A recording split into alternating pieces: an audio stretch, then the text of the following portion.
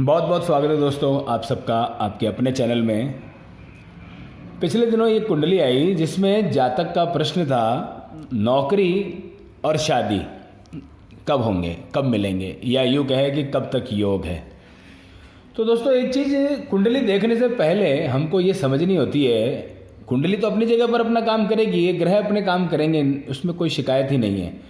लेकिन आप जब सवाल ऐसा पूछ रहे हैं कि नौकरी और शादी, तो इनमें से क्रमशः सबसे पहले क्या ज़रूरी है।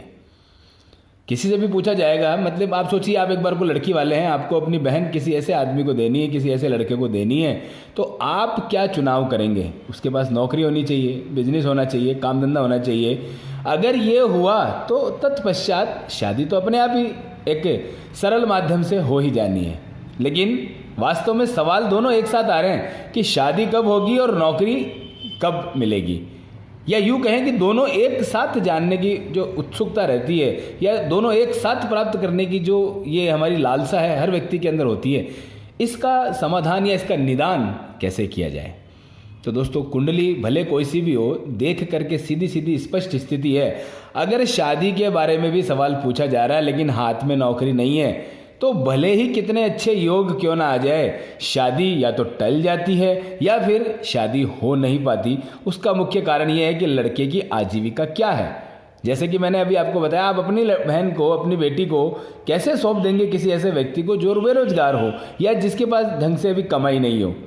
और अगर ढंग से कमाई है तो फिर शादी इतनी जल्दी होती है, या यूँ कहे कि मतलब उसका रास्ता बहुत आसानी से साफ हो जाता है, उसे फिर होने में बड़ी परेशानी नहीं होती है।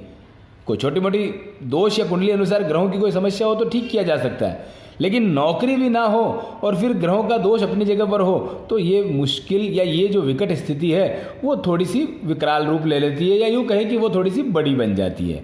इसलिए क्रमशः एक एक अगर टारगेट हमारे पूरे होते जाएं तो फिर कोई व्यवधान ही नहीं, फिर कोई समस्या ही नहीं कि अब लड़की ना मिले या उसकी शादी ना हो।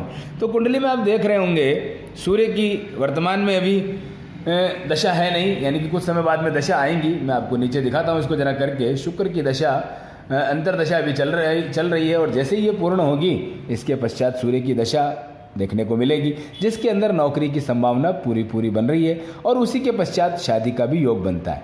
लेकिन अगर फैमिली स्ट्रांग है, लड़की वाला ये नहीं देख रहा कि भाई लड़का कितना कमा रहा है कि नहीं कितना कमा रहा है, चलो करनी ही है, या ऐसी वैसी कोई स्थिति है कि यहाँ पैसे को मैटर नहीं दिया जा रहा, मतलब इतना तवज्जो नहीं दिया जा रहा, ये यूँ कहें कि मतलब लड़का हो सकता है किसी और छोटे मोटे अर्निंग सोर्स से या किसी घर के बिजनेस से भी अगर नौकरी या अच्छा कुछ रोजगार करने का प्रयास कर रहा है, या उसे अच्छी कमाई हो भी रही है, तो निश्चित है अभी गोचर में योग भी बने हुए हैं, शादी अप्रैल मई तक संभावना बनती है कि उसकी हो जाए। लेकिन आज का कुंडली विवेचन, आज का ये टॉपिक आप लोगों के सामने लाने का आप उद्देश्य समझ गए होंगे। हमारे सारे सवाल हमारे ग्रहों से जुड़े हुए हैं, एक एक चीज़ हम प्राप्त करते जाएंगे तो निश्चित है उसके बाद दूसरी चीज़ स्वतः ही मिलती चली जाएगी।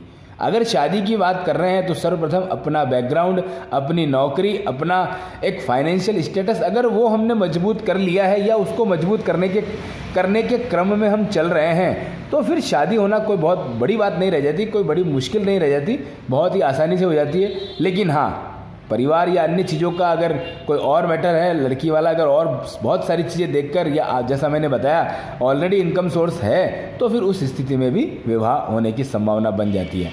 अदरवाइज एक एक स्टेप होता जाएगा और आगे के लाभ मिलते चले जाएंगे।